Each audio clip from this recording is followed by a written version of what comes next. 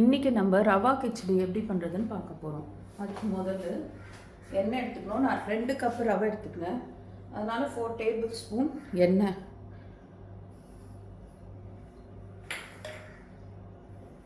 இப்போ எண்ணெய் காஞ்சிச்சு. அதில் ஒரு பிரியாணி இலை, பட்டை, லவங்கம், 2 லவங்கம் 2 பட்டை போட்டிருக்கேன். 1 கப்புக்கு 1 பட்டை 1 லவங்கம் போட்டுக்கலாம். அதுக்கப்புறம் அதில் கொஞ்சம் கருவேப்பிலை வெடித்த உடனே இப்போ வெங்காயம் போடுறோம். 2 வெங்காயம். வெங்காயம் நல்லா வதங்கணும்.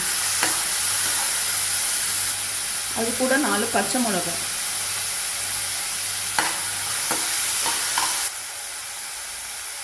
கொஞ்சம் உப்பு சேர்த்தா சீக்கிரம் வதங்கிடும் நல்லா, அதனால் கொஞ்சம் உப்பு சேர்த்து வதக்குறோம்.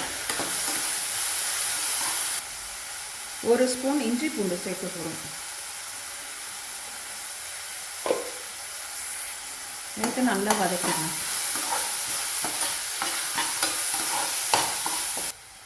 இதில் நான் 5 கப் தண்ணி ஊற்றிருக்கேன், 1க்கு 2.5 கப்புன்னு போட்டு.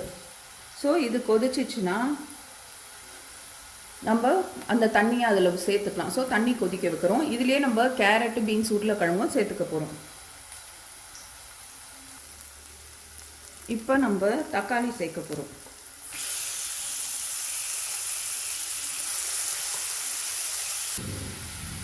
இப்போ அந்த தண்ணி கொதிச்சிட்ருக்கு. அது கூடவே நம்ம கேரட்டு, உருளைக்கிழங்கு, நான் 4 பீன்ஸ், 1 கேரட், ஒரு சின்ன உருளைக்கிழங்கு எடுத்திருக்கேன். இதெல்லாம் இப்படியே கொதிக்க வச்சா வெந்துடும் சீக்கிரம்.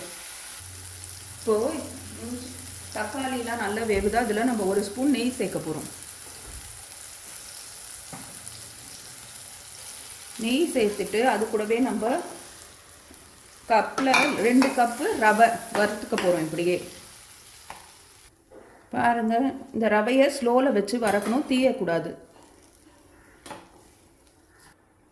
இப்போ பாருங்கள், நல்லா ஸ்லோவில் வச்சு நல்லா வறுபட்டுச்சு. நமக்கு ஒரு வாசனை வரும், நல்லா வருது. இப்போ நம்ம தண்ணி சேர்க்க போகிறோம். இப்போ பாருங்கள், தண்ணி நல்லா கொதிச்சிச்சு. அதை இதில் சேர்க்க போகிறோம். இப்போ சேர்த்தது நல்லா கலரி விட போகிறோம். கலரிட்டு ஸ்லோவில் வச்சு மூடிட்டா நல்லா வெந்துடும். பாருங்க, இப்போ நம்ம ஒரு தட்டு போட்டு மூடிட்டோம்.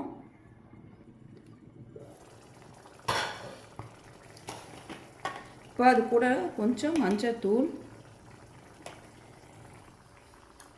உப்பும் தேவையான அளவு. ஏற்கனவே பாதி சேர்த்துட்டோம், இப்போ பாதி சேர்த்து கலர. இது பாருங்கள், நல்லா கலந்து விட்டுடலாம். இப்போ பாருங்கள், இது நல்லா வெந்துருச்சு. 5 மினிட்ஸ் ஸ்லோவில் வச்சு இப்போ காசாத பச்சை எண்ணெயை மேலே ஊற்ற போகிறோம். டேஸ்ட்டுக்கு ஊற்றி கலர போகிறோம்.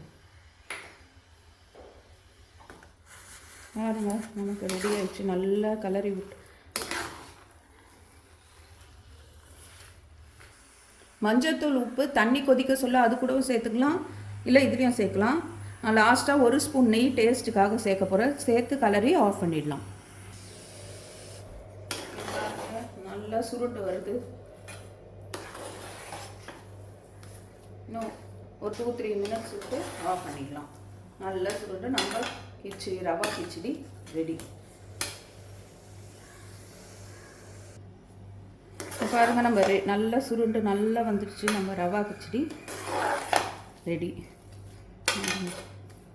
இப்படி வரணும், இப்படி சேர்க்கணும். அதை இப்படி சுருண்டு வேணுன்னா கொஞ்சம் நெய் எண்ணெய் உங்களுக்கு பத்தலைன்னா ஊற்றிக்கலாம்.